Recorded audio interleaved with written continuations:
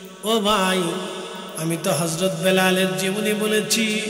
হযরত বেলালের জীবনী বলার আগে নবীর একজন সাহাবী, তার নাম হযরতে খাব্বাব রাদিয়াল্লাহু আনহুর জীবনী আমি আপনাদের সামনে শোনাই। হযরতে খাব্বাব রাদিয়াল্লাহু আনহু চাদর গায়ে দিয়ে হযরত ওমর রাদিয়াল্লাহু আনহুর সামনে দাঁড়ালেন।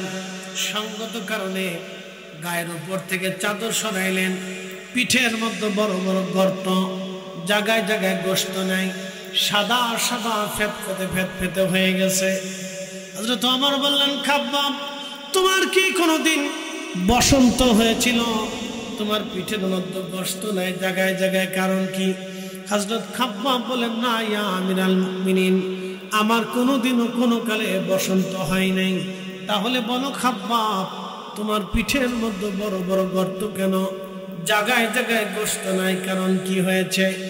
খাব্বাব চোখের পানি ছেড়ে দিয়ে বলেন, আমিরুল মুমিনিন, এইগুলি বসন্তের দাগ না, হুজুর কালেমা পড়ার কারণে কাফেররা আমাকে অত্যাচার করেছিল। বলে কি হয়েছে বলো খাব্বাব? বলে হুজুর, আমি মুসলমান হয়ে যখন গেলাম, আমি ছিলাম কামার, অস্ত্র দিয়ে, লোহা দিয়ে আমি অস্ত্রপাতি বানাইতাম। আগুনগুলি অস্ত্র বানানোর জন্য কয়লার ভিতরে আমি আগুন জ্বালাইতাম, আগুনগুলি আঙ্গার হয়ে যাইত। এই আঙ্গারে, এই আগুনে কয়লাগুলি আগুনের মতো হয়ে যাইত। ও খাব্বাব, তারপরে কি? হযরত খাব্বাব বলেন, ইয়া আমিরাল মুমিনিন, যখন আমি মুসলমান হয়ে ফিরে গেলাম, কাজ করতেছিলাম, হঠাৎ করে কাফেররা যে আমার হাত পা গুলি তারা বেঁধে ফেললো। ওই আগুনের কয়লাগুলি মাটির মধ্যে বিষাইয়া কাফেররা আমাকে চিৎ করে কয়লার উপরে শোয়া আমার বুকের উপরে পাথর চাপা দিয়ে চেপে ধরে রাখত। প্রচন্ড গরমে আমার পিঠের চামড়াগুলি পুড়ে পুড়ে পুড়ে পুড়ে, আমার চামড়াগুলি পুড়ে পুড়ে, আমার রক্তগুলি নিভে এই পুড়ে পুড়ে আমার কয়লা নিভে যাইত। হুজুর, এরপরে তারা আবার আমাকে উঠাইয়া কয়লাগুলি ছুটাইয়া আবার আঙ্গার বানাইয়া ওই কয়লাগুলি মাটির মধ্যে মিশাইয়া আমার চিৎ করে কয়লার উপরে শুয়াইয়া আমার শরীরের উপরে পাথর চাপা দিয়ে ধরে রাখতো। হুজুর, পিঠের কষ্টগুলি খসে খসে পড়ে, এরপরে আমার ওই চর্বিগুলি গুলে গুলে কয়লা নিভে যাইতো। আমিরুল মুমিনিন, তারপরও তারা আমাকে ছাড়তো না। হুজুর, কয়লার আগুনগুলি লেগে লেগে বিভিন্ন জায়গা থেকে পুড়ে পড়ে চামড়া গোশতগুলি খসে পড়ে গেছে। ইয়া আমিরুল মুমিনিন, তাদের একটা হযরত আব্দুল্লাহ লুঙ্গিটা খুলে দিয়ে বস্ত্রহীন হয়ে একটা দৌড় মারলেন। মার ঘরের দরজার সামনে এসে দাঁড়াইলেন। মা, ও মা, দরজা খোলো, মা দরজা খোলো। আব্দুল্লাহ দরজা খুলতে বলে মা দরজা খুলে দেখলেন সর্বনাশ, যুবক ছেলেটা মার সামনে উলঙ্গ হয়ে বস্ত্রহীন হয়ে দাঁড়িয়ে আছে। মায়ের গায়ের মধ্যে চাদর ছিল, চাদরখানা মা গায়ের উপর থেকে নিক্ষেপ করে দিয়ে বললেন, বেটা, চাদরখানা আগে গায়ে দাও, তুমি তোমার ইজ্জত, তুমি তোমার সম্ভ্রাণ আগে তুমি ঢাকো, তারপরে আমি মা কথা বলবো। হযরত আব্দুল্লাহ চাদর পেঁচিয়ে নিজের সতর ঢাকলেন। সতর ঢাকার পরে মা বললেন, বেটা, মদিনার সব চাইতে বড় ধনী ব্যক্তির ছেলে তুমি, উলঙ্গ করলো তোমাকে কে? কার সাহস হয় তোমাকে উলঙ্গ করা? বেটা বলো। ছেলে ডাকতে বলল, মা, রসুলের দরবারে যে কালেমা পড়েছি, কালেমা পড়ার কারণে আমার চাচা আমার থেকে কাপড় পোশাক কেড়ে নিয়েছে। মা ডাকতে বলল, ছেলেরে, কি বলিস, তুই মুসলমান হয়েছিস? বলে, হ্যাঁ মা, আমি মুসলমান হয়ে গেছি, কালেমা পড়েছি। তখন মা ডাকতে বলল, বেটা, তুই কালেমা পড়েছিস রে ছেলে আমার, তাহলে চলে যা, আমরা ইহুদি, তুমি মুসলমান, আমাদের ঘরে আর কোনোদিন জায়গা হবে না। ছেলেরে, আমি তো তোর মা, আমি চাদরখানা তোরে ভিক্ষা দিয়ে দিলাম, কোনোদিন সন্তানের পরিচয় নিয়ে আর মায়ের সামনে দাঁড়াবি না। যদি কালেমা ছেড়ে দিয়ে আসতে পারিস তাহলে মার সামনে আসবি, নতুবা কোনোদিন মার সামনে আসবি না, চলে যাও। চাদরখানা তোকে ভিক্ষা দিলাম, বেটা চলে যাও। আব্দুল্লাহ চোখের পানি ছেড়ে দিয়ে বলল, মা আমি জানতাম মায়ের কোলের চাইতে নিরাপদ পৃথিবীতে কারো কোল আর হতে পারে না রে মা। আমি বুঝছি মা, সবাই আমাকে ছেড়ে দিল, তুমি মা আমাকে কখনো ছেড়ে দিবা না। ও মা, যেই রসুলের জন্য তুমি তোমার দরজা থেকে আমাকে বিতাড়িত করলা মা, তুমি শুনে রাখো, তুমি মা চলে যেতে পারো, ছেড়ে দিতে পারো। মা গো, ও মা, আমি আমার জীবনের সব দিয়ে দিতে পারি, কলিজা দিয়ে দিতে পারি, কিন্তু আমার রসুলের কদম আমি ছাড়ব না। চিৎকার করে বলেন না ইয়া রাসূলুল্লাহ। কেউ বুঝে কেউ বুঝে না, আল্লাহ আল্লাহ আল্লাহ। কাউকে রাখো গাছতলাতে, কাউকে রাখো বালখানায় আল্লাহ। কাউকে রাখো গাছতলাতে, কাউকে রাখো বালখানায় আল্লাহ। তোমার লীলা খেলা কেউ বুঝে কেউ বুঝে না, আল্লাহ আল্লাহ।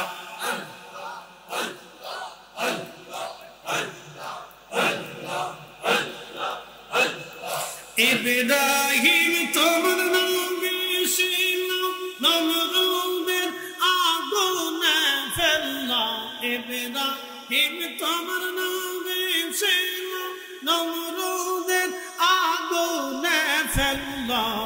আগুন হইল ফুলবাগি চাপাসন কেনে করলো না আল্লাহ। আগুন হইল ফুলবাগি চাপাসন কেনে করলো না আল্লাহ। তোমার লীলা খেলা কেউ বুঝে কেউ বুঝে না, আল্লাহ আল্লাহ আল্লাহ। জবান খুলে আওয়াজ তোলে মোহাব্বতে, কাউকে রাখো গাছতলাতে, কাউকে রাখো বালখানায় আল্লাহ। কাউকে রাখো গাছতলাতে, কাউকে রাখো বালখানায় আল্লাহ। তোমার লীলা খেলা কেউ বুঝে কেউ বুঝে না, আল্লাহ আল্লাহ আল্লাহ আল্লাহ।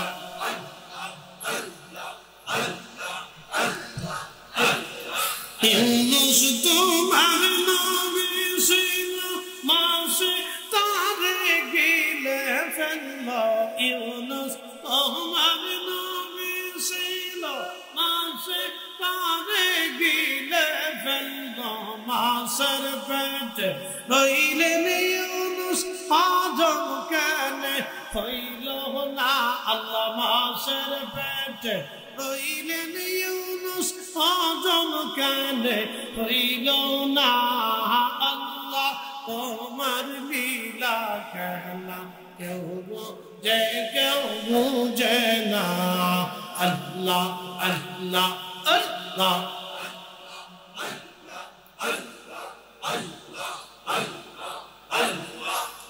কাউকে রাখো গাছতলাতে, কাউকে রাখো বালখানায় আল্লাহ। কাউকে রাখো গাছতলাতে, কাউকে রাখো বালখানায় আল্লাহ। তোমার লীলা খেলা কেউ বুঝে কেউ বুঝে না, আল্লাহ আল্লাহ আল্লাহ আল্লাহ।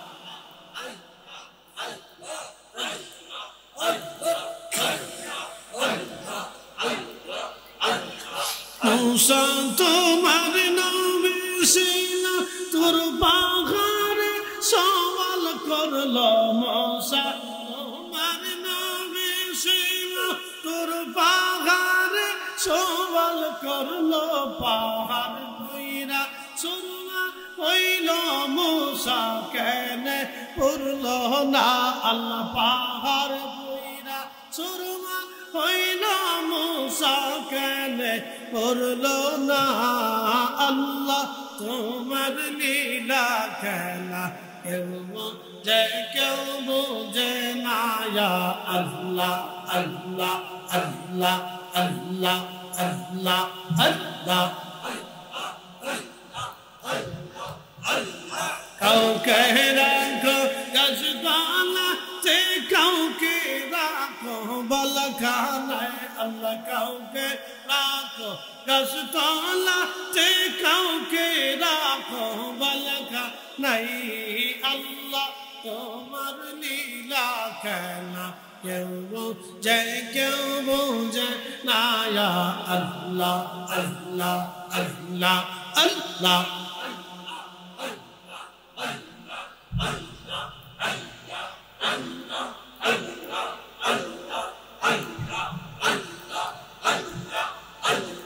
মানুষ বানাইছে গো আল্লাহ মানুষ বানাইছে গো আল্লাহ প্রেমের কারণে প্রেমের ডোরে বন্দরে মদিনার শোনে আল্লাহ আল্লাহ আল্লাহ হাবিবকে পাঠাইছে গো আল্লাহ হাবিবকে পাঠাইছে গো আল্লাহ প্রেমের কারণে প্রেমের ডোরে বন্দরে মদিনার শোনে আল্লাহ আল্লাহ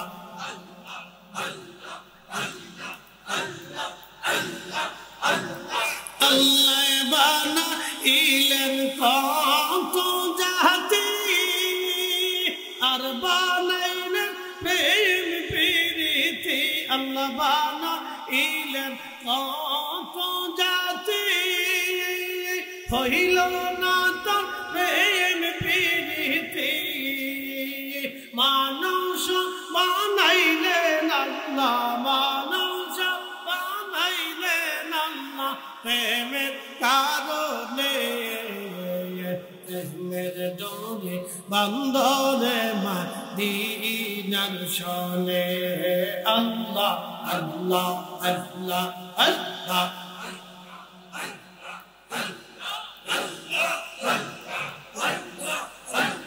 হাবিবকে পাঠাইছে গো আল্লাহ হাবিবকে পাঠাইছে গো আল্লাহ প্রেমের কারণে প্রেমের ডোরে বন্দরে মদিনার শোনে আল্লাহ আল্লাহ আল্লাহ আল্লাহ আল্লাহ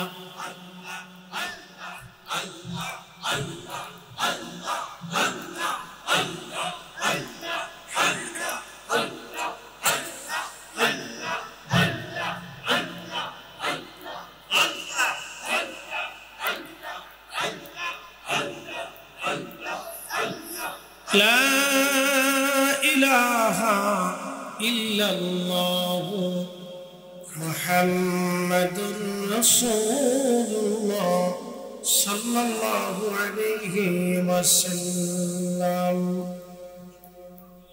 مرحوم محمد আব্দুল ইসলাম সাহেবের ইসালে সওয়াব উপলক্ষে 43তম বার্ষিক সুন্নি মহাসম্মেলনের সম্মানিত সভাপতি জনাব আলহাজ ফারুক আহমদ সরকার সাহেব, আজকের প্রধান অতিথি আলহাজ মোহাম্মদ তোফাজ্জল হোসেন সাহেব, সহসভাপতিবৃন্দ হাজি আব্দুল গফুর সাহেব, আব্দুল মোমেন সরকার সাহেব, হাজি খাজা আহমদ সাহেব, জনাব মোহাম্মদ জাহাঙ্গীর আলম সাহেব এবং সকল আমন্ত্রিত অতিথিবৃন্দ, সম্মানিত আলোচক, সম্মানিত উলামায়ে আহলে সুন্নাত জনাব হযরত আল্লামা হাফিজ মুফতি মোহাম্মদ গোলাম কিবরিয়া আল কাদরি সাহেব মাদ্দাজিল্লাহুল আলী, আপনাদের এলাকার কৃতি সন্তান এবং বিশেষ বক্তা জনাব মৌলানা কারি অলিউর রহমান কাদরি সাহেব, যেমন হযরত মৌলানা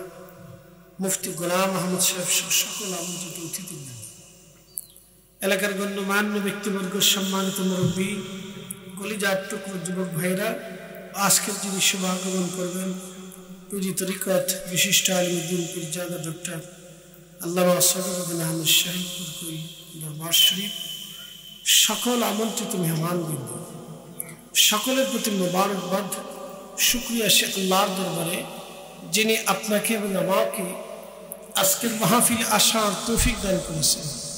সেই জন্য একসাথে শুকরিয়া আদায় করে বলি আলহামদুলিল্লাহ। রাত্র বেশি বিদায় কি আপনাদের কষ্ট হচ্ছে? আপনাদের এলাকার আদত অভ্যাস হচ্ছে রাত বেশি হইলে ওয়াজ বেশি হয়, রাত হলে বালা, অসুবিধা নেই। একসাথে বলি তো আল্লাহু আকবার। মাঠের থেকে আওয়াজ আসতে হবে, হাত উঁচা করে বলি তো আল্লাহু আকবার। নারে তাকবীর, নারে রিসালাত। আমরা কি জোর করে আপনাদেরকে আনছি? জোর করে কি বসানো হবে? চলে গেলে কি জোর করা হবে? কেন বসে আছে? আল্লাহ তার রাসূলের জন্য। কথা ঠিক আছে না? এখানে জোর করে আনা হয় নাই, জোর করে বসানো হবে না, চলে গেলে ধরে রাখাও হবে না। আল্লাহ আপনাকে কবুল করছেন। বাড়িতে সামাজিক অনুষ্ঠান হয়, বিয়ের অনুষ্ঠান, খাতনার অনুষ্ঠান অথবা আকিকার অনুষ্ঠানগুলি আমাদের দেশে সাধারণত যেগুলি হয়ে থাকে, আপনি বাড়িতে কাকে মেহমান বানাবেন সেই জন্য লিস্ট তৈরি হয়। তা আপনি আজকে আল্লাহর মেহমান, তো কে এই মাহফিলে আসবে আসবে না সেটা আল্লাহর দরবারে লিস্ট হয়েছে। আল্লাহ কাকে এই মাহফিলের জন্য কবুল করবেন তার জন্য আল্লাহ লিস্ট তৈরি করেছেন। একসাথে বলবেন আল্লাহু আকবার। তো আল্লাহ আমাদেরকে কবুল করছে, এই জন্য একসাথে শুকরিয়া করে বলি আলহামদুলিল্লাহ। শ্রেষ্ঠ নবী, সর্বকালের সর্বশ্রেষ্ঠ মহামানব, ইমামুল মুরসালিন, রাহমাতুল লিল আলামিন, মেহবুবে আলা, হাবিবুল্লাহ, আল্লাহর পেয়ারা মেহবুবের উম্মত হিসেবে আল্লাহ আপনাকে এবং আমাকে কবুল করেছেন। সেই জন্য আল্লাহর আসমানে আমরা একসাথে সকলে শুকরিয়া করে বলি আলহামদুলিল্লাহ। প্রিয় উপস্থিতি, আমরা সবাই একদিন কবরে চলে যাব। পৃথিবী ধ্বংস হবে, এটা থাকবে না। এটা ধ্বংস হওয়ার আগে আল্লাহর নবী আমাদেরকে বলেছেন দুইটা কিয়ামতের আলামত দুই ধরনের হবে। একটা হচ্ছে ছোট ছোট আলামত, আর একটা হচ্ছে বৃহৎ বড় আলামত। আমি আপনাদেরকে সবগুলি বলতে পারবো না, কিন্তু একটা আপনাদেরকে বলি। ছোট্ট আলামতের ভিতরে একটা আলামত হচ্ছে নতুন নতুন উলামায়ে কেরাম পূর্ববর্তী আলেমদেরকে নির্বোধ মনে করবে, বোকা মনে করবে এবং তাদেরকে গালি দিবে। ঠিক সেই দিকে আমরা ধাবিত হচ্ছি। কথা ঠিক আছে না? সেদিকে আমরা কি ধাবিত হচ্ছি। আমাদের কিছু ভাইরা মনে করেন যে আগের যুগের আলেমরা বুঝতো না, তাদের এত জানাশোনা ছিল না। শোনেন, আগের যুগের আলেমরা যা জানতো আপনি তার ধুলিকণাও জানেন না। আগের যুগের আলেম লক্ষ লক্ষ হাদিস তাদের মুখস্থ থাকতো। একসাথে বলবেন আল্লাহু আকবার। লক্ষ লক্ষ হাদিস তাদের মুখস্থ। বর্তমান পৃথিবীতে হাফিজুল হাদিসের কোনো অস্তিত্ব নাই। হাফিজুল হাদিস বুঝাই যিনি মিনিমাম 1 লক্ষ হাদিসের হাফিজ, তাকে হাফিজুল হাদিস বলে। শুধু হাদিস মুখস্থ না, হাদিসের সাথে সনদ মুখস্থ। শুধু সনদ মুখস্থ না, ওই সনদের প্রত্যেকজন যে বর্ণনাকারী আছে তার জীবনী সম্পর্কে একেবারে চূড়ান্তভাবে অভিহিত হওয়া। যেমন একটা হাদিস বর্ণিত হয়েছে 4 জন বর্ণনাকারীর মাধ্যম দিয়ে, তাহলে একটা হাদিস 4 জন বর্ণনাকারীর মানে মাধ্যম দিয়ে যদি বর্ণিত হয়, তাহলে একটা হাদিস 4 জনের জীবনী জানতে হয়। তাহলে 1 লক্ষ হাদিস মুখস্থ হইলে অন্তত 4 লক্ষ মানুষের জীবনী সম্পর্কে পরিপূর্ণ তাকে একবারে মেধাতে থাকতে হবে, যে কোন রাবি কোন এলাকায় কোন জায়গা বাড়ি, বাপের নাম কি, তার এলেম কি, কোন উস্তাদ কার কাছ থেকে হাদিস শুনছে, কার সেই উস্তাদ আবার ঠিক আছে কিনা, তার উস্তাদ যে হাদিস শুনছে সে আবার ঠিক আছে কিনা, তার উস্তাদ যে হাদিস শুনছে সে ঠিক আছে কিনা, এবং সে কোন আকীদার, তার আকীদা ঠিক ছিল কিনা।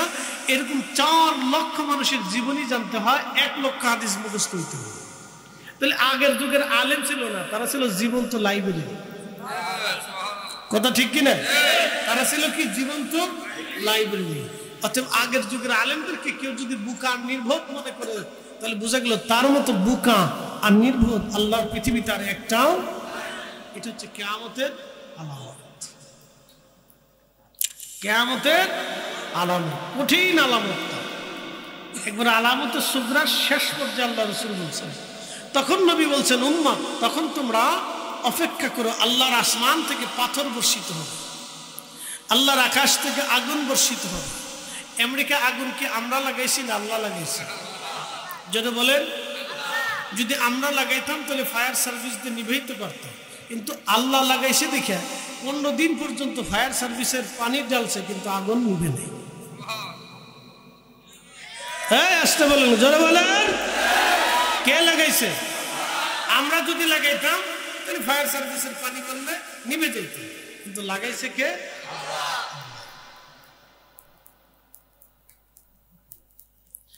প্রিয় উপস্থিতি, সম্মানিত আহমদপুরবাসী, নবীনগরবাসী, মনোযোগের সাথে শুনবেন। আপনারা আমাকে একটা নির্দিষ্ট বিষয় দিয়ে একেবারে আমাকে সীমাবদ্ধ করে দিয়েছেন। যদি বিষয়ের উপরে আমরা চলে যাব, কিন্তু এখন আপনাদেরকে বলি, ইসরায়েল যে ফিলিস্তিনিদেরকে 75 বছর ধরে মারে, অপরাধ কি? ফিলিস্তিনিরা ইসরায়েলদের বাড়ি ঘর দখল করে নেয়, বরং ইসরায়েলিরা ফিলিস্তিনিদের বাড়ি ঘর দখল করে নিয়েছে। কথা ঠিক আছে না? কারণ কেন ইসরায়েলিরা ফিলিস্তিনিদেরকে মারে? শুধু মুসলমান। একসাথে বলেন কিসের কারণে? মুসলমান, মুসলিম, মুসলিম কলমা পড়নেওয়ালা। আচ্ছা এখন প্রশ্ন, কলমা পড়ার কারণে আগে মুসলমানদেরকে কেন কষ্ট পেতে হতো? কলেমার অপরাধ লা ইলাহা ইল্লাল্লাহ মুহাম্মাদুর রাসূলুল্লাহ সাল্লাল্লাহু, এই কালেমার জন্য আগে মার খেতে হতো কেন? সুমাইয়ার জীবন কেন চলে গেল? কেন সুমাইয়ার জীবন চলে গেল? হযরত সুমাইয়া তো কারো সন্তান চুরি করে, কারো বাড়ি ঘরে আগুন লাগিয়ে দেয়, কারো জীবন হত্যা করে, তাহলে সুমাইয়ার জীবন কেন গেল? লা ইলাহা ইল্লাল্লাহ এর অর্থ হচ্ছে আমাদের জীবনে আল্লাহ ছাড়া আর কোনো মালিক। একসাথে বলেন মালিক, জোরে বলেন মালিক হতে পারে, চিন্তাও করা যাবে, লা শারীকা লাহু, কথা ঠিক কিনা? শরীক ওয়া কাযা রাব্বুকা আল্লা তা'বুদু, আল্লাহ ব্যতীত কারো ইবাদত করা যাবে। এক কথা শেষ। কখনো তোমাকে যদি ভুলি,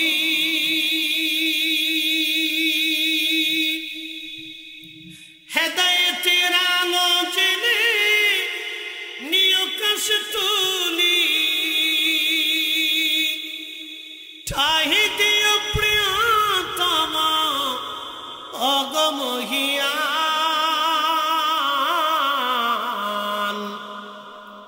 তুমি রহমান, তুমি মেহেরবান, অন্ধ গাহে না শুধু তোমারি গুণগান, বুঝেও বুঝে না তবু শান, তুমি রহমান, তুমি মেহেরবান। একসাথে বলুন মারহাবা। কিছু সময় কি বসে থাকা যাবে? খুব মনোযোগ দিবেন। হযরত সুমাইয়া রাদিয়াল্লাহু আনহার জীবন চলে গেল, হযরত ইয়াসার রাদিয়াল্লাহু আনহুর জীবন চলে গেল, হযরত খাব্বাব রাদিয়াল্লাহু আনহুর পিঠের চামড়া চলে গেল, হযরত বেলালকে বছরের পর বছর পিটানো হলো, তারপরও তারা কালেমা ছেড়ে দেন নাই, তারপরও তারা ঈমান ছেড়ে দেন নাই। কিন্তু তাদেরকে কেন মারা হলো? লা ইলাহা ইল্লাল্লাহ, আল্লাহ ছাড়া কোনো মাবুদ নাই, আল্লাহ ছাড়া কোনো মালিক নাই, আল্লাহ ছাড়া কোনো খালিক নাই, আল্লাহ ছাড়া কোনো রব নাই, আল্লাহ ছাড়া কোনো সৃষ্টিকর্তা নাই, আল্লাহ ছাড়া কোনো কর্নেওয়ালা নাই, আল্লাহ ছাড়া হায়াত বাড়ানোওয়ালা নাই, আল্লাহ ছাড়া হায়াত কমানোওয়ালা নাই, আল্লাহ ছাড়া আমাদের রিজিক বর্ধিতওয়ালা নাই, আল্লাহ ছাড়া আমাদের রিজিক কমনেওয়ালা নাই। আমার হাতে কি? জোরে বলে। এই আংটি কি আমার ভাগ্য পরিবর্তন করতে পারে? একসাথে বলে, জোরে বলে। কিছু করতে পারে?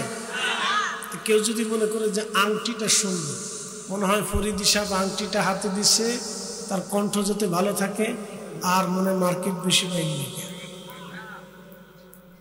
কিন্তু আংটিটা আমি কেন দিই? এটা মক্কা থেকে নিয়ে আসছি। কেন? এটা আকিক পাথর। বলে আকিক পাথর কেন? মদিনাতুল মুনার একটা জায়গা আছে ওয়াদি মুবারক, এটাকে বলে ওয়াদি আকিক বলা হয়। ওয়াদি মুবারক, মুবারকময় উপত্যকা, মদিনা ইউনিভার্সিটির জামি ইসলামের পাশে ওয়াদি মুবারক। এখানকার পাথর দিয়ে, এই পাথর দিয়ে আংটি বানানো হয়। ওয়াদি আকিক, মুবারকময় পাথর। একসাথে বলেন মারহাবা। এটা কে বলেছেন? আল্লাহ রাসূল বলেছেন। মোবারকময় পাথর, সেই পাথর দিয়ে এই আংটি বানানো হয়, জন্য এটাকে আকিক পাথর বলে। এই পাথর দিয়ে রাসূল করিম আংটি বানাইতেন। আল্লাহ নবীর যে আংটি ছিল সেটা ওয়াদি মোবারকের পাথর দিয়ে বানানো। এই জন্য পৃথিবীর সব মানুষরা আকিক পাথরকে বেছে নেয়। এটার আলাদা কোনো স্বতন্ত্র বৈশিষ্ট্য নাই। এটা আমার ভালো করতে পারে না, মন্দ করতে পারে না, আমার ওয়াজ বাড়াইতে পারে না, কমাইতে পারে না, আমার রুটি রুজি বাড়াইতে পারে না, কমাইতে পারে না। বাড়াই যিনি, কমাই যিনি, তিনি কে? কোনো সন্দেহ নাই, একবারে সোজা। সূর্য উঠায় কে? একসাথে। আমাদের দেশে যারা সনাতন ধর্মে বিশ্বাসী, তাদের বিশ্বাস হচ্ছে সূর্যের দেবতা একজন আছে, এই জন্য তারা সূর্যের পূজা করে। তারা ভাবে সরস্বতী আমাদের বিদ্যার দেবতা, এই জন্য সরস্বতীর পূজা দেয়। তারা ভাবে দুর্গা আমাদের একজন দেবতা, এই জন্য দুর্গারে পূজা দেয়। কালী আমাদের দেবতা, কালীরে পূজা দেয়। গণেশ দেবতা, গণেশের পূজা দেয়। কার্তিক দেবতা, কার্তিকের পূজা দেয়। মনসা দেবতা, মনুষ্যের পূজা দেয়। এরপরে আপনার আর কি আছে? মহাদেবের পূজা দেয়, শিবেরে পূজা দেয়, ব্রহ্মারে পূজা দেয়, তারপরে কৃষ্ণারে পূজা দেয়। আরো যে কত আছে আমি কইতে পারি। তাদের হিসাবে 33 কোটি। এখন সারা বাংলা, সারা পৃথিবীতে হিন্দু আছে কত কোটি? 120 কোটি। 120 কোটি হিন্দু যদি হয়, 33 কোটি যদি দেবতা হয়, তাহলে এক এক দেবতা বান্দা ভাগে পাইছে কইছে?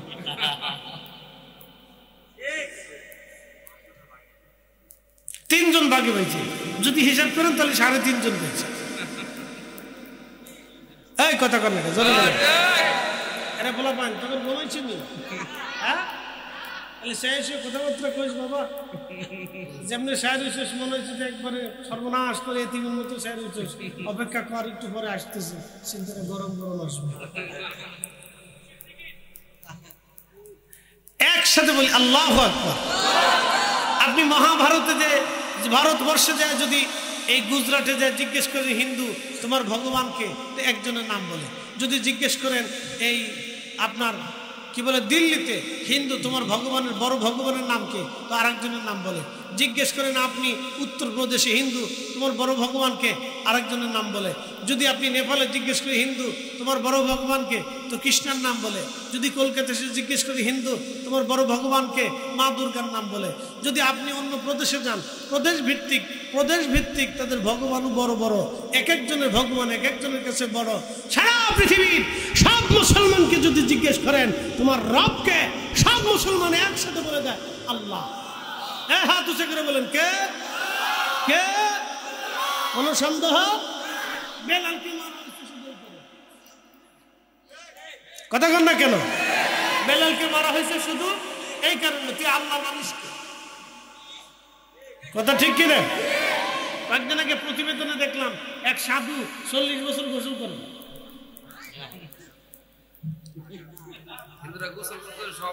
কত বছর? কত বছর গোসল করে না? এখন যদি সারা পৃথিবীর মানুষ চিন্তা করে যে আমরা এই সাধুর আদর্শ পৃথিবীতে বাস্তবায়ন করব, তাহলে পৃথিবীর কোনো মানুষ গোসল করতে পারবে না অন্তত 40 বছর। সাবান কোম্পানি শেষ। আর এক সাধু মাথার উপরে সে ঘাস জন্মায়, মাথার উপরে মাটি টাটি দিয়ে ঘাস বোনায়, ঘাস লাগায়। এটার নাম হয়েছে ঘাস বাবা। কি বাবা হয়েছে? ঘাস বাবা। এখন যদি সারা পৃথিবীর মানুষ চিন্তা করে আমরা সেই সাধুর আদর্শ পৃথিবীতে বাস্তবায়ন করবো, তাহলে সবার মাথার উপর গাছ বানাইতে হবে, জমিতে গাছ বানানো লাগতো না। কি কথা কন না কেন? তাহলে বোঝা গেল এটা সম্ভব। 40 বছর বিনা কৌশলে সম্ভব। আর এক সাধু প্রতিবেদনে দেখালো হাত উঁচা করে রাখে, 40 বছর উঁচা করছে আর নিচে নামায়নি। এখন হেতার আদর্শ যদি পৃথিবীতে বাস্তবায়ন করতে হয়, তাহলে 40 বছর ধরে সবার হাত উপরেই রাখতে হবে আর নিচে নামান যাবে না। সারা দুনিয়ার মানুষ পাগল হয়ে যাবে। কথা কন না কেন? আর এক সাধু জীবনে কোনোদিন কাপড়ই পরে না, এটা ল্যাংটা। এটা কি জোরে বলেন? এটা যত ইঞ্জিন পাতি আছে সব মেশিন টেশিন বের করে রাস্তা দিয়ে হাঁটে। কি পাগল আপনি চিন্তা করেন? হেতার আদর্শ যদি পৃথিবীতে বাস্তবায়ন করতে হয়, তাহলে দুনিয়ার সবাইকে ল্যাংটা থাকতে হবে। গার্মেন্টস কোম্পানি শেষ।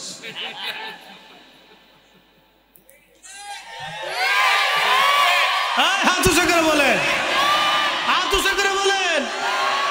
আমার পরে দিতেছে আগে হাত উঁচা করেন, ঠিক কিনা? তাহলে এমন একজন ব্যক্তিকে আপনি খুঁজে বের করুন যিনি নির্ভেজাল, যার আদর্শ পৃথিবীতে বাস্তবায়িত হলে আর কখনো অশান্তি হবে না। তিনি আমাদের নবী রাহমাতুল লিল আলামিন। কোন সন্দেহ নাই। হাত উঁচু করে বলেন ঠিক না বেঠিক?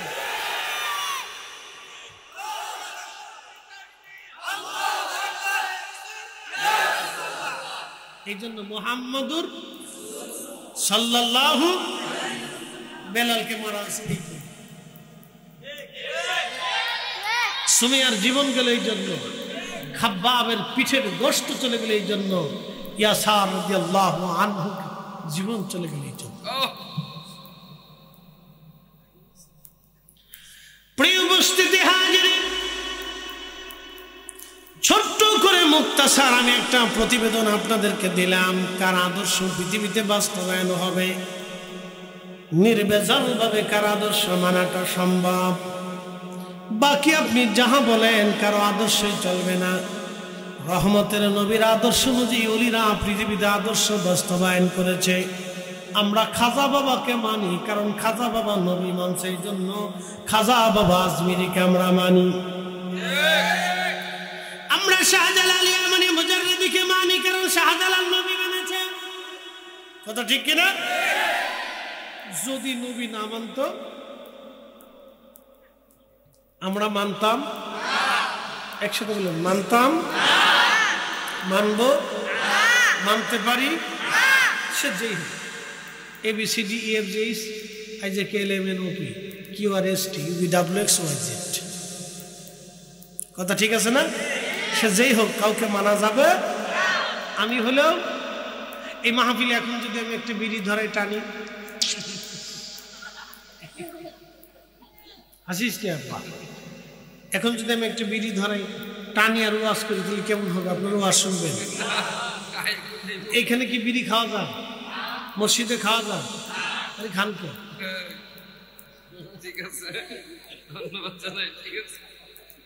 কথা কর না কেন? তাহলে বিড়ি খান কেন? যেটা মসজিদে টানা যায় না, মাহফিলে টানা যায় না, সেটা আমরা খাবো তো? এখানে বসে পানি খাওয়া যায়, চা খাওয়া যায়, তাবারক খাওয়া যায়, মসজিদে বসে খাওয়া যায়, পানি খাওয়া যায়, চা খাওয়া যায়। এই জন্য ওটা খাবো। আমারও তো বেদলিলের দরকার নেই তো। আপনার দলিল দিচ্ছি দাঁড়ার উপর, আমার বাইরের দলিল দরকার নেই। যেটা মসজিদে খাওয়া যায় না, মাহফিলে খাওয়া যায় না, সেটা বাইরেও খাওয়া যায়। পালাই খাওয়া যাবে না। একদম বাথরুমে ঢুকছি, খালি বিড়ি কিরে এত গন্ধ কেয়ারটেকারের 10 টাকা দিয়ে বললাম, বেটা পরিষ্কার করতে পারস না, খালি বিড়ির গন্ধ। হুজুর আপনার আগে যে ঢুকছিল বিড়ি টানছে। আমি বললাম যে বাথরুমে বিড়ি টানবে, কত রাস্তাঘাট আছে যেখানে সেখানে টানতে পারি। হুজুর বিড়ি না টানলে ক্লিয়ার হয় না।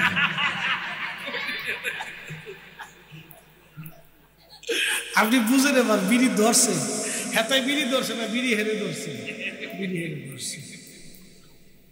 বুঝতে পারছেন? উপর দিয়ে টানে, নিচ দিয়ে ক্লিয়ার, উপর দিয়ে টানে, নিচ দিয়ে ক্লিয়ার, বিড়ি ধরে ফেলছে। অতএব খাওয়া যাবে, খাওয়া যাবে, ধূমপান করা যাবে। আমরা মুসলমান, আমরা কি? আল্লাহ কি পাক না না পাক? একসাথে বলে আমাদের নবী নবী নবী নবী পাক আল্লাহ পাক, অতএব দুইজন পাক বিদায় পাক জিনিস কবুল করে, না পাক কবুল করে। কথা ক্লিয়ার? আর দলিল লাগবে না, বুঝে গেছে? আল্লাহ তার রসুল পাক, অতএব পাক কবুল করে, না পাক কবুল করে। এই জন্য আপনাদের কারো বুঝে, রমজান মাস আসতেছে সামনে, রোজা রাখার পরে কেউ যদি শুয়োরের গোশত দিয়ে বিরিয়ানি বা রান্না করে ইফতার করে, রোজা হবে? যদি সেহরি খাইয়া শুয়োরের গোশত দিয়ে সেহরি খাইয়া যদি রোজা রাখে, রোজা হবে? কাবা শরীফ যদি রাখে, নামাজ রোজা হবে? তো শুয়োরের গোশত খাইয়া রোজা রাখলে যদি রোজা না হয়, তাহলে সুদের টাকা দিয়ে গোশত কিনে, ঘুষের টাকা দিয়ে খাসির গোশত কিনে রোজা রাখলে রোজা হয়? একসাথে বলে ইফতার করলে আল্লাহ পাক না না পাক, নবী পাক না না পাক, পাক ছাড়া কবুল করে। এই জন্য শুয়োরের গোশত হারাম, সুদের টাকা হারাম, ঘুষের টাকা হারাম, অন্যায় করে মানুষের টাকা চুরি করে নেওয়া হারাম। এগুলিতে যা খাবেন সব হারাম, যা খাবেন সব হারাম। যত খাবেন কোনো কিছু করবেন।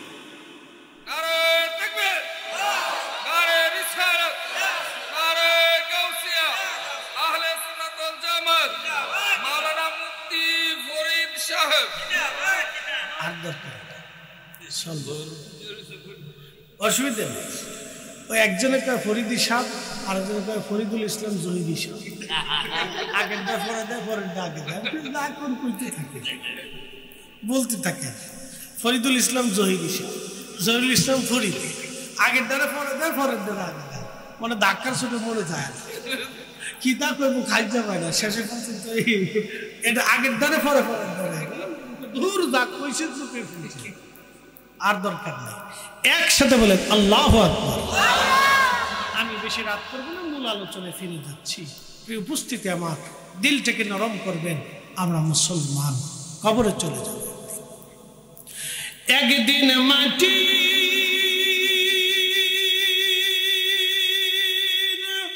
ভিতরে হবে ঘরে মনামার, কেন বান্ধ দালাল ঘর মনামার, কেন বান্ধ দালাল ঘর। প্রিয় হামাদপুরবাসী, নবীনগরবাসী, খুব মনোযোগ দিবেন।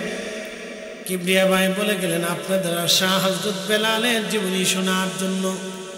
ও ভাই, আমি তো হযরত বেলালের জীবনী বলেছি। হযরত বেলালের জীবনী বলার আগে নবীর একজন সাহাবী, তার নাম হযরতে খাব্বাব রাদিয়াল্লাহু আনহুর জীবনী আমি আপনাদের সামনে শোনাই। হযরতে খাব্বাব রাদিয়াল্লাহু আনহু চাদর গায়ে দিয়ে হযরত ওমর রাদিয়াল্লাহু আনহুর সামনে দাঁড়ালেন। সঙ্গত কারণে গায়ের উপর থেকে চাদর সরাইলেন। পিঠের মধ্যে বড় বড় গর্ত, জায়গায় জায়গায় গোশত নাই, সাদা সাদা ফেতে হয়ে গেছে। হযরত ওমর বললেন, খাব্বাব, তোমার কি কোনোদিন বসন্ত হয়েছিল? তোমার পিঠের মধ্যে গোশত নাই, জায়গায় জায়গায়, কারণ কি? হযরত খাব্বাব বলেন, না ইয়া আমিরাল মুমিনিন, আমার কোনোদিনও কোনো কালে বসন্ত হয় নাই। তাহলে বলো খাব্বাব, তোমার পিঠের মধ্যে বড় বড় গর্ত কেন, জায়গায় জায়গায় গোশত নাই, কারণ কি হয়েছে? খাব্বাব চোখের পানি ছেড়ে দিয়ে বলেন, আমিরুল মুমিনিন, এইগুলি বসন্তের দাগ না, হুজুর কালেমা পড়ার কারণে কাফেররা আমাকে অত্যাচার করেছিল। বলে কি হয়েছে বলো খাব্বাব? বলে হুজুর, আমি মুসলমান হয়ে যখন গেলাম, আমি ছিলাম কামার, অস্ত্র দিয়ে, লোহা দিয়ে আমি অস্ত্রপাতি বানাইতাম। আগুনগুলি অস্ত্র বানানোর জন্য কয়লার ভিতরে আমি আগুন জ্বালাইতাম, আগুনগুলি আঙ্গার হয়ে যাইত। এই আঙ্গারে, এই আগুনে কয়লাগুলি আগুনের মতো হয়ে যাইত। ও খাব্বাব, তারপরে কি? হযরত খাব্বাব বলেন, ইয়া আমিরাল মুমিনিন, যখন আমি মুসলমান হয়ে ফিরে গেলাম, কাজ করতেছিলাম, হঠাৎ করে কাফেররা যে আমার হাত পা গুলি তারা বেঁধে ফেললো। ওই আগুনের কয়লাগুলি মাটির মধ্যে বিছাইয়া কাফেররা আমাকে চিৎ করে কয়লার উপরে শোয়া আমার বুকের উপরে পাথর চাপা দিয়ে চেপে ধরে রাখতো। প্রচন্ড গরমে আমার পিঠের চামড়াগুলি পুড়ে পুড়ে পুড়ে পুড়ে আমার চামড়াগুলি পুড়ে পুড়ে আমার রক্তগুলি নিভে এই পুড়ে পুড়ে আমার কয়লা নিভে যাইতো। হুজুর এরপরে তারা আবার আমাকে উঠাইয়া কয়লাগুলি ছুটাইয়া আবার আঙ্গার বানাইয়া ওই কয়লাগুলি মাটির মধ্যে মিশাইয়া আমার চিৎ করে কয়লার উপরে শুয়াইয়া আমার শরীরের উপরে পাথর চাপা দিয়ে ধরে রাখতো। হুজুর পিঠের কষ্টগুলি খসে খসে পড়ে এরপরে আমার ওই চর্বিগুলি গুলে গুলে কয়লা নিভে যাইতো। আমিরুল মুমিনিন তারপরও তারা আমাকে ছাড়তো না। হুজুর কয়লার আগুনগুলি লেগে লেগে বিভিন্ন জায়গা থেকে পুড়ে পড়ে চামড়া গোশতগুলি খসে পড়ে গেছে। ইয়া আমিরুল মুমিনিন তাদের একটাই কথা ছিল, খাব্বাব যদি জীবন দাও তাহলে মরে যাবে, আর না হয় কালেমা ছেড়ে দাও। আমি বলতাম না, আমার জীবন চলে যাবে, কালেমা যাবে না। একবার জোরে বলা যাবে আল্লাহু আকবার। আমার জীবন চলে যাবে কিন্তু ঈমান যাবে না। পাকিস্তানি মিলিটারি বাঙালির জিগে, বাঙালি তুই হিন্দু না মুসলমান? বলে মুসলমান। তো কালমা বাতা লা ইলাহা ইল্লা আনতা সুবহানাকা ইন্নী কুনতু মিনাজ জালিমিন। ये तो बंगाली है, जंजाली है, ये तो कालमा नहीं, मुसीबत पे दुआ है। सारा আমি মুসিবতে বলে কালমা বলে বলছি, কালমার কথা মনে নাই। আমরা বাংলা, বুঝতে পারছেন? সুবিধা পাই জিন্দাবাদ, সুবিধাবাদ জিন্দাবাদ। সুবিধা আমাদের কালমা চেঞ্জ আল্লাহু আকবার, তা হবে না বাপ। আমরা এক কালেমায় বিশ্বাসী, কথা বলেন ঠিক না ঠিক? আমরা এক ইমানে বিশ্বাসী, আমাদের মুহাম্মদ রাসূলুল্লাহ সাল্লাল্লাহু আলাইহি সাল্লামে আমরা বিশ্বাসী, কথা বলেন ঠিক না ঠিক? মনোযোগ দিয়ে যুবক ভাইরা, রাস্তাঘাটে যারা আছেন তারা ভালো করে শুনুন। আমাদের এখন চমৎকার চমৎকার পোশাক হয়েছে না? আগের যুগে এত দামি পোশাক ছিল, আজ থেকে 30-40 বছর আগেই তো মানুষের এত পোশাক ছিল না। আমার ছোটকালে মনে আছে, এক প্যানে 7 দিনও চলে গেছে। একটা প্যান পরছি 7 দিন। ওই প্যান খুলে ছোটকালে গোসল করতাম নদীর ভিতরে, মনে আছে। আবার গোসল থেকে উঠে ওই প্যানই পরছি। আমার ছোটকালের কথাই বলতেছি, সেদিনও চলে গেছে। এক প্যান্টে 7 দিন চলে গেছে। প্রিয় উপস্থিতি আমার, খুব মনোযোগ দিয়ে। আগের মানুষের কাপড়ের খুব অভাব ছিল, অর্থের খুব অভাব ছিল। মদিনাতে একজন ধনী যুবক ছিল, তার নাম আব্দুল্লাহ জুলবাজাদাইন। জুলবাজাদাইন কেন হলো? জুলবাজাদাইন অর্থ হচ্ছে হলো 2 চাদরের টুকরা বাবা। শুনে যান, 2 চাদরের টুকরাওয়ালা কেন হলো? আব্দুল্লাহ মদিনার এক ইয়াং সুদর্শন যুবক ছিল। আপনারা যদি কোনোদিন মদিনায় যান তো অরিজিনাল মাদানি যদি দেখেন তাহলে বুঝবেন এরা এত সুন্দর কেন। প্রাকৃতিকভাবে আল্লাহর পক্ষ থেকে মাদানিরা সুন্দর। আপনি মদিনার হাউদের ভিতরে কখনো কোনোদিন কোনো মাদানি নারীকে রাস্তায় ঘোরাফেরা করতে দেখবেন না, আপনি খুঁজে পাবেন না। মাদানি, অরিজিনাল মাদানি নারী পাবেন। আল্লাহ রাসূল বলেছেন কিয়ামত পর্যন্ত আমার মদিনাকে আল্লাহ পবিত্র রাখবে। এই জন্য পৃথিবীর পবিত্র মানুষ যদি দেখতে চান তো মাদানি মানুষ, অরিজিনাল মাদানি, ডুপ্লিকেট মাদানি না, রোহিঙ্গা মাদানি। রোহিঙ্গা মাদানি বুঝছেন? 2 দিন 3 দিন মদিনায় থাকি থেকে এসে বাংলাদেশে নাম দিছে আল্লাহ মুহাম্মদ মাদানি, বিরাট মাদানি, বহুত মাদানি। আচ্ছা, আমরা কারো নাম নেব না, কারো নামের দরকার নেই, বহু মাদানি আছে। কি আছে না ভাই? 2 দিন মদিনা ভার্সিটি থেকে পড়ে আসে, এরপরে নামের পিছনে লাগাই দিল কি মাদানি। তো এরকম ডুপ্লিকেট মাদানি বহুত আছে। অরিজিনাল মাদানি হলে মাদানির পিছনে লাগানোটা উত্তম। নতুবা এটা মদিনার সাথে সম্পৃক্ত। এটা সার্টিফিকেট কোথায়? মদিনা কি ছেলে খেলা নাকি? মদিনা কি পুতুল খেলার জায়গা নাকি? মদিনা তো মদিনা, মাদানা মদিনা শরীফ, মদিনা তুম মুনওয়ারা, মদিনা তুম মুনওয়ারা। একসাথে বলবো না? মারহাবা। মদিনা শরীফ, মদিনা তুম মুনওয়ারা। মাদানি লাগালেই তো মাদানি হওয়া যায়, ডুপ্লিকেট মাদানি, অরিজিনাল। তো অরিজিনাল যারা, রাসূল করিম বলছেন আমার মদিনা কিয়ামত পর্যন্ত আল্লাহ মদিনাকে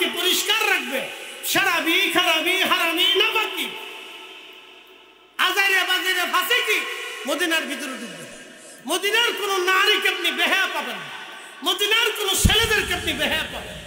একসাথে বলবেন আল্লাহু আকবার। না আরো জোরে জোরে জোরে। মদিনার কোন বাচ্চাদেরকে আপনি বেয়াদব পাবেন, তারা আদবে ভরপুর হবে, চমৎকার চরিত্রের অধিকারী পাবে। মদিনার কোন অরিজিনাল মাদানি, যারা অরিজিনাল মাদানি, এর ভিতরে আবার কেউ বিভিন্ন দেশ থেকে গেছে, কর্মচারী চাকরিজীবী ইংলিশে, মদিনার বাইরে থেকে যারা গেছে তাদের কথা আমি বলবো। অরিজিনাল মাদানি একবারে রসুলের দেশে যাদের জন্ম হয়েছে, একবারে গোড়া থেকে জন্ম হয়ে আসছে তারা, আমি তাদের কথা বলতেছি। প্রিয় উপস্থিতি, মনোযোগ দিবেন। হযরত আব্দুল্লাহ কালেমা পড়লেন। কালেমা পড়ার কারণে তার চাচা ছিলেন, চাচা ডাক দিয়ে বলেন, আব্দুল্লাহ কোথায় গিয়েছিলেন? বলেন, চাচা আমি রসুলের হাতে কালেমা পড়েছি। তখন চাচা ডাক দিয়ে বলেন, আব্দুল্লাহ তুমি নবীর হাতে কালেমা পড়ছো, কালেমা পড়ার কারণে আজ আমাদের বাড়ি তোমার কোনো জায়গা হবে না, আমরা ইহুদি, তুমি মুসলমান হয়েছ। আরে আব্দুল্লাহ আমাদের বাড়ি থেকে তুমি চলে যাও, কিন্তু শুনে রাখো আব্দুল্লাহ, এই মদিনার মধ্যে তোমার বাবা ছিল বেশি সম্পদশালী, আজকে তোমাকে কোনো সম্পদ আমরা দেব না, সম্পদ থেকে তোমাকে জুদা করে দিলাম, কোনোদিন কোনো কালে কখনো তুমি আমাদের মাঝে ফিরে আসবে না। যদি মুসলমানিত্ব ছেড়ে দাও, কালেমা ছেড়ে দাও, আমাদের ইহুদি ধর্মে যদি ফিরে আসো, তাহলে তুমি আমাদের মধ্যে জায়গা পাবা, অন্যথায় আব্দুল্লাহ জায়গা কোনোদিনও পাবা না। আব্দুল্লাহ বললেন, চাচা যান, সমস্ত সম্পদ আমি ছেড়ে দিতে পারি, বংশ থেকে চলে যেতে পারি, কিন্তু আমি যে ঈমান হৃদয়ের মধ্যে ধারণ করেছি, কবুল করেছি, এই ঈমান কখনো কোনোদিন আমি ছেড়ে দেব না। হযরতে আব্দুল্লাহকে তার চাচা ডাক দেব, আব্দুল্লাহ তাহলে এক কাজ করো, তোমার গায়ের যে জুব্বা আছে, এই জুব্বা আমাদের টাকার কেনা, তোমার পরনে যে তহবন্দ আছে, তহবন্দ আমাদের টাকার কেনা, তুমি জুব্বা খুলে দাও। হযরত আব্দুল্লাহ জুব্বা খুলে দিলেন। চাচা ডাক দে বলেন, আব্দুল্লাহ তোমার পরনের লুঙ্গিখানা খুলে দাও। আব্দুল্লাহ ডাক দে বলেন, চাচা যান, এই লুঙ্গিটা আপনি দয়া করে আমাকে ভিক্ষা দেন, কারণ এই লুঙ্গিটা আমি পরেছি আমার সতর ঢাকার জন্যে, আমার সম্মান ঢাকার জন্যে। চাচা গ এই লুঙ্গিখানা দয়া করে আমাকে ভিক্ষা দেন। চাচা ডাক দে বললেন, আরে মুসল্লি কথা বলে বাবা, ওরা বুঝে না, তারপর তো বসে গেছে, যারা বুঝে তারা বসে নেই, তারা চলে গেছে। কি কথা ঠিক আছে না ভাই? ওরা বুঝে না, এর লেগে বসে গেছে, যারা বুঝে তারা নাই, চলে গেছে, এরা পরে আইবে। কি কথা কর না কেন? এরা কি আইব পরে? ওরা বুঝে না, এর লেগে বুঝে গেছে। যারা বুঝছে তারা বাইরে গেছে, পরে আইব। কি কথা ঠিক আছে না? ওরা বুঝে, ওরা পরে, ওরা জানে আমরা বুঝছি, এর লেগে পরে যাইতাম, তো অসুবিধা নেই, যেহেতু বুঝছে তাহলে পরে আসে। আল্লাহ হেদায়েত করুক, সকলে বলে না। একজন যুবকের জীবনী বলতেছি, শুনে যান তার জীবন থেকে। আহা, তাদের কষ্টের জীবন ছিল কত কঠিন, শুধু কালেমা পড়ছে। তো চাষা বললো, জুব্বা খুলে দাও, তো দিয়েছে, বলে লুঙ্গি খুলে দাও। বলে, চাষা আমার একটু ভিক্ষা দেন, আমি শুধু লুঙ্গিটা পরে আছি, আমি তার কিছুই নিচ্ছি না, লুঙ্গিটাই আমার দয়া করে দিয়ে দেন। না বেটা, যদি লুঙ্গি না দিস তাহলে জোর করে লুঙ্গি খুলে তো উলঙ্গ করে ছাড়বো, তুই মুসলমান হইছিস, লুঙ্গি দিয়ে দাও।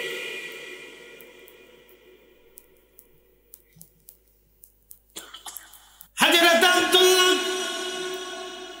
লুঙ্গিটা খুলে দিয়ে বস্ত্রহীন হয়ে একটা দৌড় মারলেন, মার ঘরের দরজার সামনে এসে দাঁড়াইলেন। মা, ও মা, দরজা খোলো, মা দরজা খোলো। আব্দুল্লাহ দরজা খুলতে বলে, মা দরজা খুলে দেখলেন সর্বনাশ, যুবক ছেলেটা মার সামনে উলঙ্গ হয়ে বস্ত্রহীন হয়ে দাঁড়িয়ে আছে। মায়ের গায়ের মধ্যে চাদর ছিল, চাদরখানা মা গায়ের উপর থেকে নিক্ষেপ করে দিয়ে বললেন, বেটা চাদরখানা আগে গায়ে দাও, তুমি তোমার ইজ্জত, তুমি তোমার সম্ভ্রাণ আগে তুমি ঢাকো, তারপরে আমি মা কথা বলবো।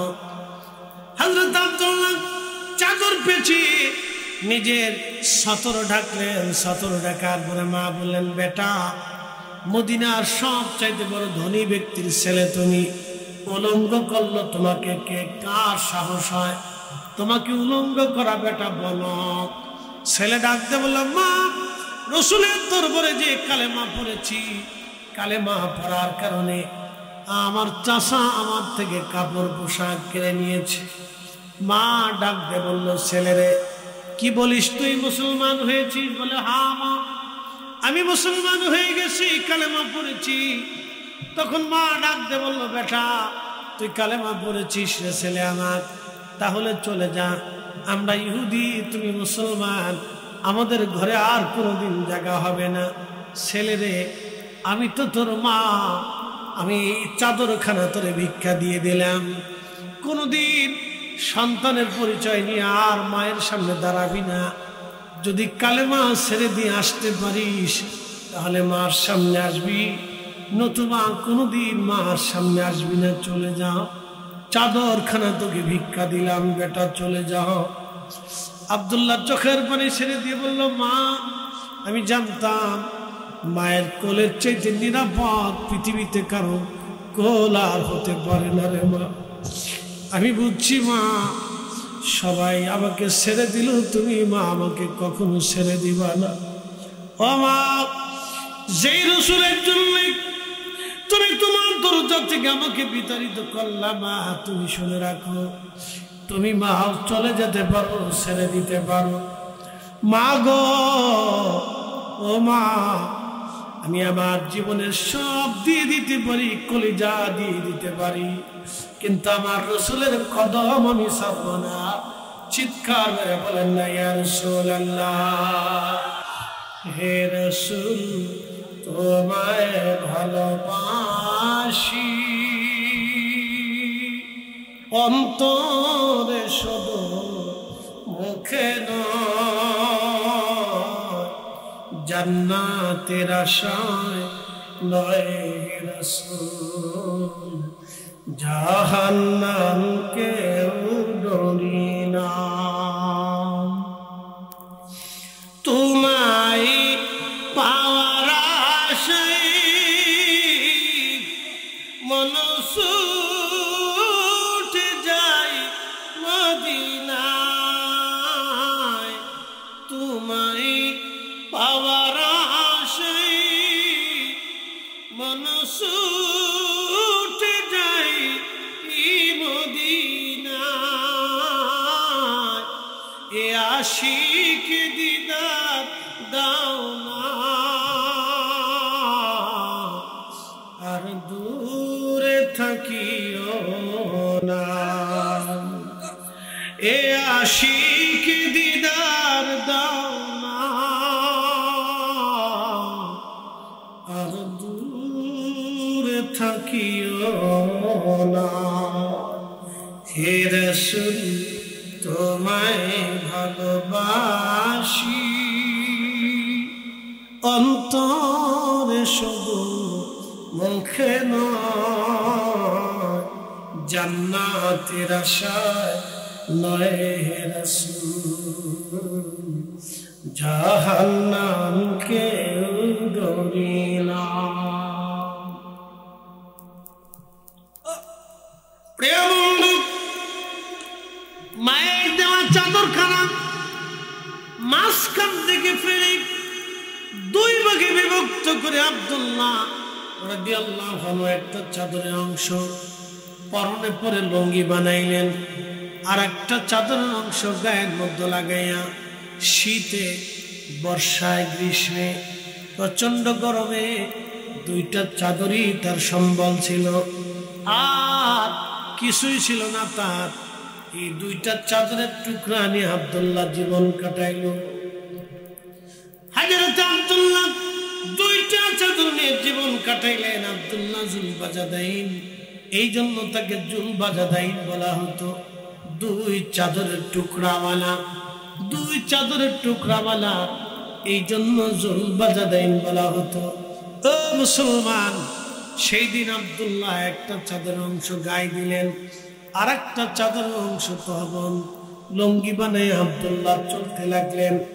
দীর্ঘদিন এইভাবে চলল, ক্ষুধার্ত থেকে থাকতেন। মসজিদে নববীর বারান্দায়, মসজিদে নববীর বারান্দার সামনে একটা ছোট্ট গাছ ছিল। এই গাছের নিচে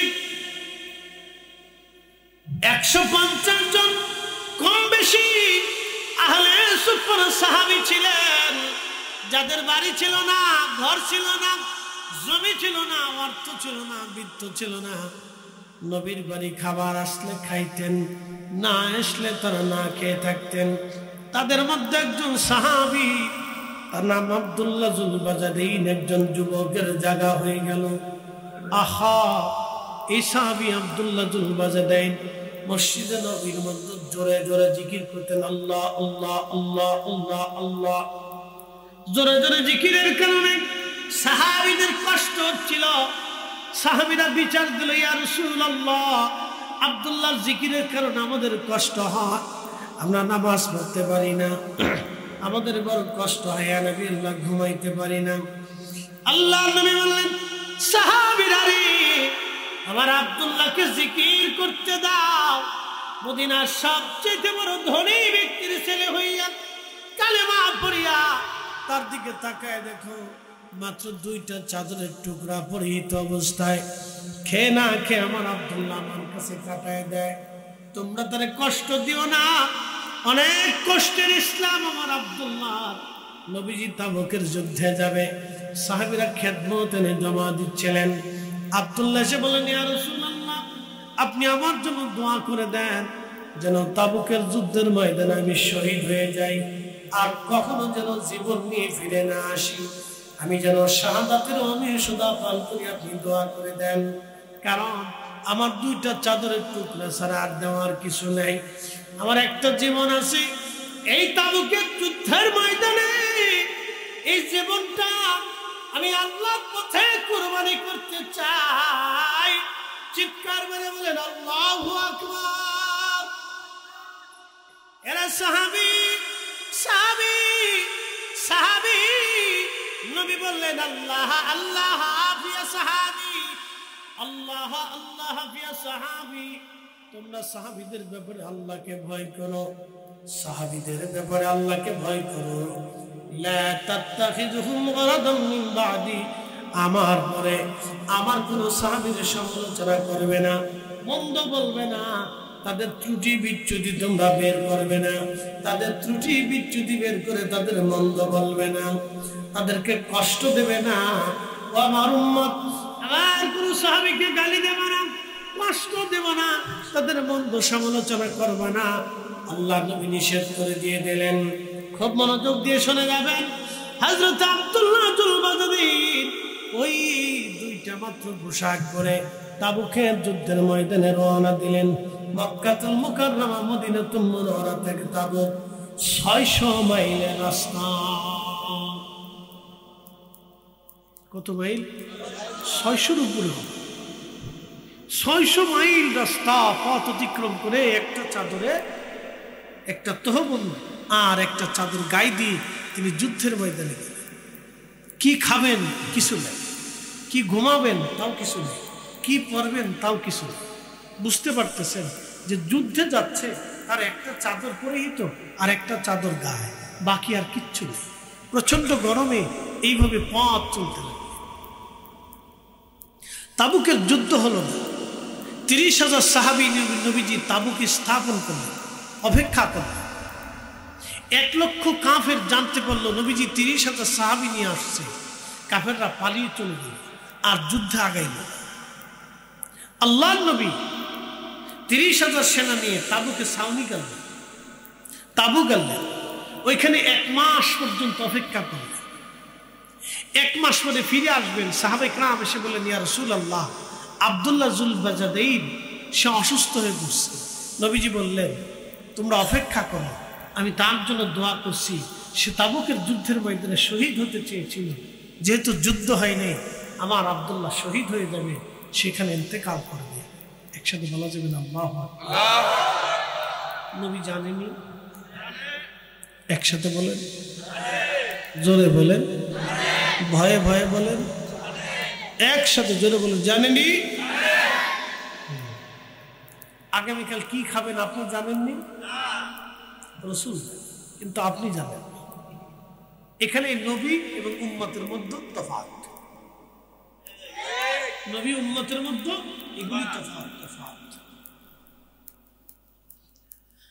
হযরত আব্দুল্লাহ পরের দিন ইন্তেকাল করলেন। প্রিয় নবী বললেন, তাবুকের ময়দানে কেউ মারা গেল না, একজন শুধুমাত্র শহীদ হয়ে গেল। তোমরা কবর খনন করো। সাহাবীরা কবর খনন করতেছিলেন। লাশ সামনে নবীজি বসে বসে কান্না করতেছিলেন। সাহাবীরা রে, আমার আব্দুল্লাহ শুধু দ্বীনের মহব্বত করিয়া কালিমা পড়িয়া আমি রাসূলের ভালোবাসায় মা ছেড়ে দিল, সংসার ছেড়ে দিল, বাড়িঘর ছেড়ে দিল। কোটি কোটি টাকার সম্পদ ছিল আমার আব্দুল্লাহর। মদিনার মধ্যে সবচেয়ে দামি খাবার তার নসিবে হতো, দামি পোশাকগুলি এক সময় সে পরত। শুধুমাত্র আমি রাসূলের মহব্বতে পড়ে আজকে একখানা চাদর পরে আছে। আমার আব্দুল্লাহ শহীদ। সাহাবীরা রে, আমার আব্দুল্লাহর এইখানে কবরস্থ করা হবে, জানাজা রেডি করা। সাহাবীরা জানাজা পড়াইলেন। প্রিয় নবীজি জানাজা শেষে রওনা হবে। নবীজি ডাক দিয়ে বললেন, সাহাবীরা তোমরা কবরে নামবা না, আমি নবী নিজে আমার আব্দুল্লাহরে কবরে নামাইব। আমি রাসূল আমার আব্দুল্লাহরে কবরে নামাবো। আল্লাহর নবী কবরের মধ্যে নেমে গেলেন। আব্দুল্লাহ ইবনে মাসউদ কবরের পাশে দাঁড়ানো আছেন। তিনি তখন হাত তুলে বলেন, ইয়া রব, আমি যদি আব্দুল্লাহর জায়গায় আব্দুল্লাহ হতাম তাহলে আমার বুলন্দ নসিব হতো, কারণ আমার রাসূল আমাকে নিজে হাতে কবরে রাখতেন। নবী বলেন, সাহাবীরা তোমরা কেউ আমার আব্দুল্লাহরে কবরে নামাইবা না, আমি রাসূল নিজে হাতে আমার আব্দুল্লাহরে কবরে নামাবো। কারণ আমার আব্দুল্লাহ এই কালেমার জন্য আমি রাসূলের ভালোবাসায় জীবনের সব আজকে সে দিয়ে দিল। আমি তার কবরে নামবো, আমি রাসূল তার কবরের মধ্যে নামাবো।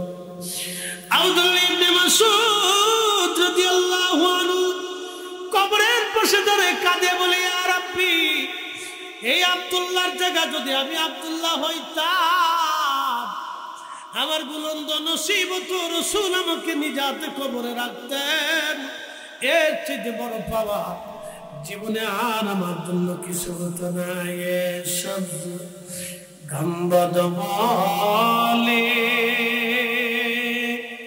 মঞ্জুর দুআ করনা,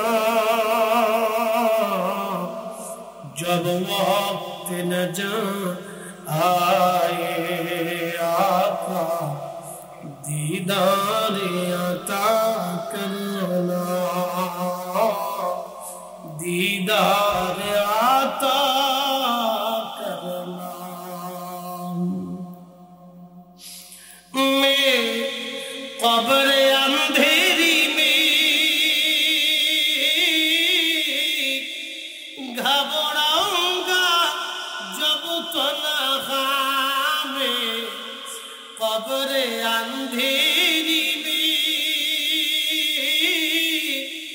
घबराऊंगा जब तन्हा, इमदाद मेरी करो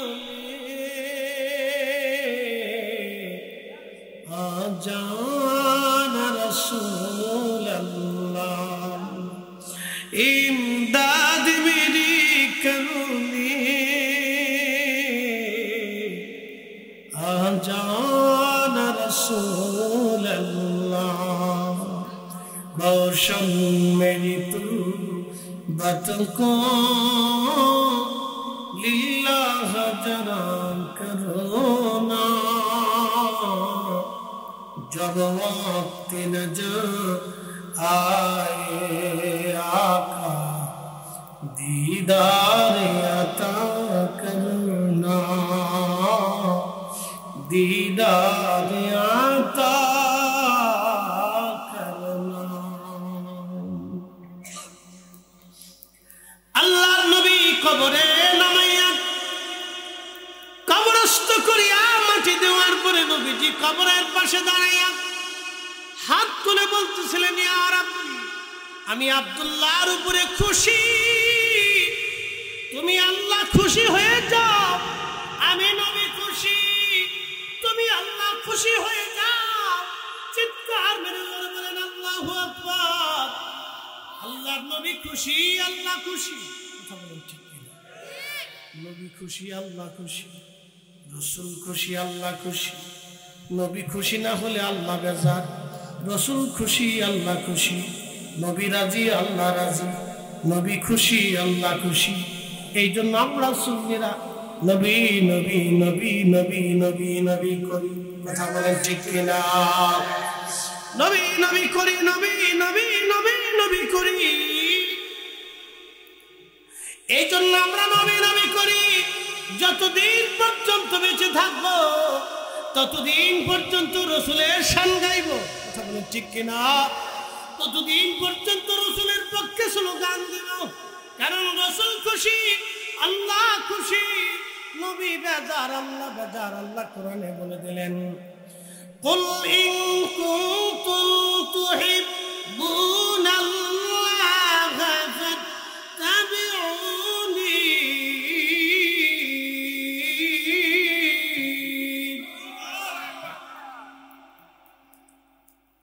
ফাত্তাবিউনি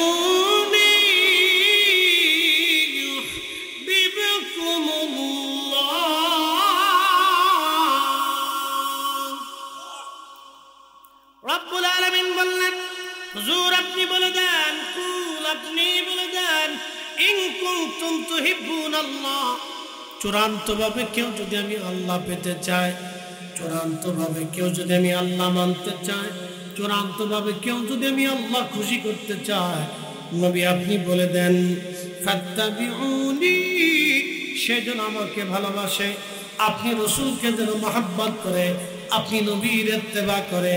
আপনি নবীর ইত্তেবা হলে, মহব্বত হলে আমি আল্লাহর ইত্তেবা হবে। আপনি নবীর ভালোবাসা হলে আমি আল্লাহর ভালোবাসা হবে। চিৎকার মেরে বলেন মারহাবা। কার ভালোবাসা? রসুলের ভালোবাসা। যারা বলেন কার ভালোবাসা? নবীর ভালোবাসা হলে কার ভালোবাসা হয়? আল্লাহর ভালোবাসা, আল্লাহর ভালোবাসা। আল্লাহ কবুল করুন, জোরে বলেন আমিন। একটু জবান খুলে দেন, একটু কাশি দেন, গলা ছাড়ান, জোরে জোরে ছাড়াইছেন, একসাথে বলি তো আল্লাহু আকবার। জবান খুলে দেন, আল্লাহ আল্লাহ আল্লাহ আল্লাহ। হয় না, হয় না, জোরে জোরে আল্লাহ আল্লাহ আল্লাহ, জোরে জোরে আল্লাহ আল্লাহ আল্লাহ।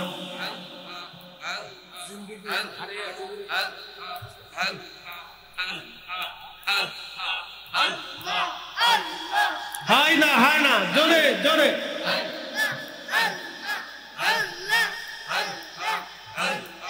সালাতু সালাম গো আমার দুরূদ সালাম গো আমার কইও নবী মুস্তাফায়, তোমরা যদি যাও গো মদিনা।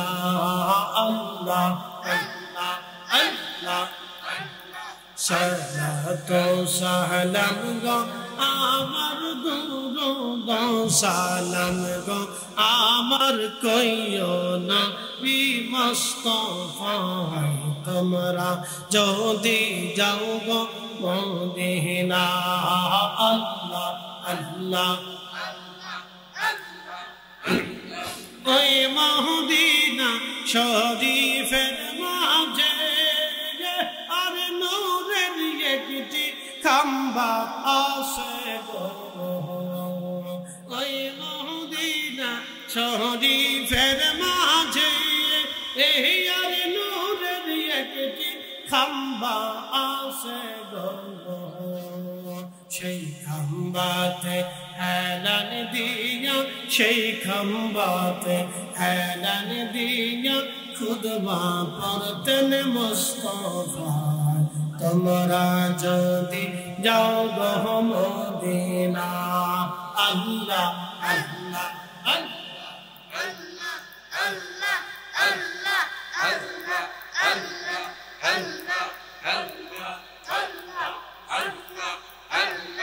সালাত সালাম গো আমার দুরুদ সালাম গো আমার কইও নবী মুস্তাফায় তোমরা যদি যাও গো মদিনা আল্লাহ আল্লাহ আল্লাহ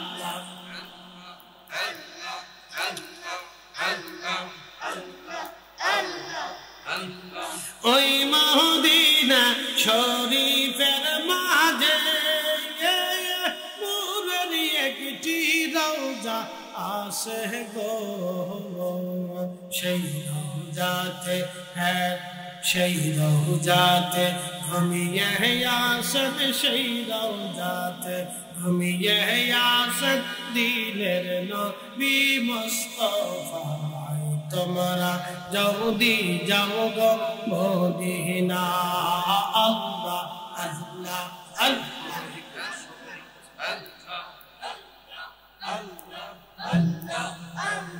সালাত সালাম গয়া মার দুরুদ সালাম গয়া মার কইও নবী মুস্তাফা তোমরা যদি যাও গো মদিনা আল্লাহ আল্লাহ আল্লাহ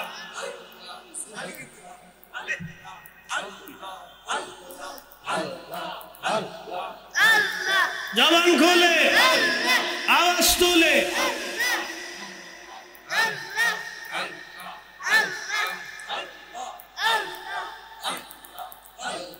সালাত সালাম গয়া মার দুরুদ সালাম গয়া মার কইও নবী মুস্তাফা তোমরা যদি যাও গো মদিনা আল্লাহ আল্লাহ আল্লাহ আল্লাহ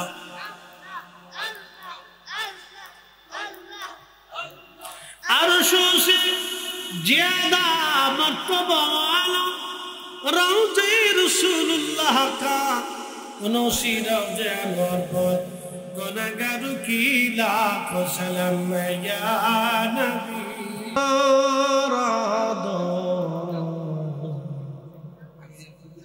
জিন্দেগি তোর যায় ফাঁকি দিয়া ও আদমরি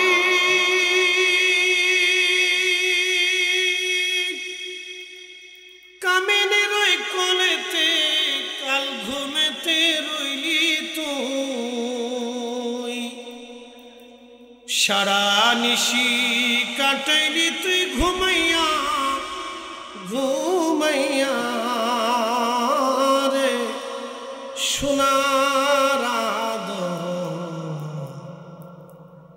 জিন্দেগি তোর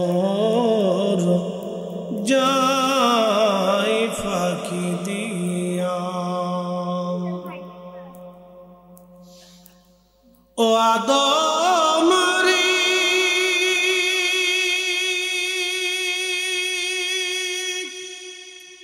পাকে ধরিয়া কেসে দাড়ি দন্ত বাসে গুটা চারি সমন জারি গিয়াছে করিয়া রে সোনার জিন্দেগি তোর যায় ফাঁকি দিয়া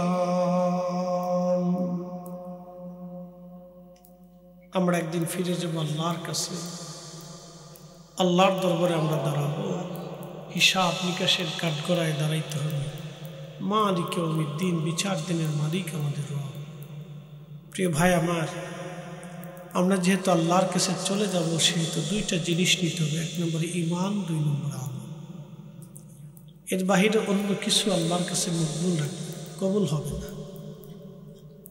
পৃথিবীতে নরমভাবে চলাই আল্লাহর রাসূলের শিক্ষা ছিল নবীজি বলতেন অহংকার করো না গর্ব করো না হিংসা করো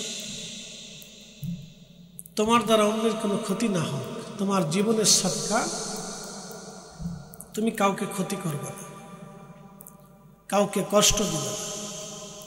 আল্লাহ রাব্বুল আলামিন আমাদেরকে যেন রসুলের দেওয়া পথে চলার তৌফিক দিক সকলে বলে না।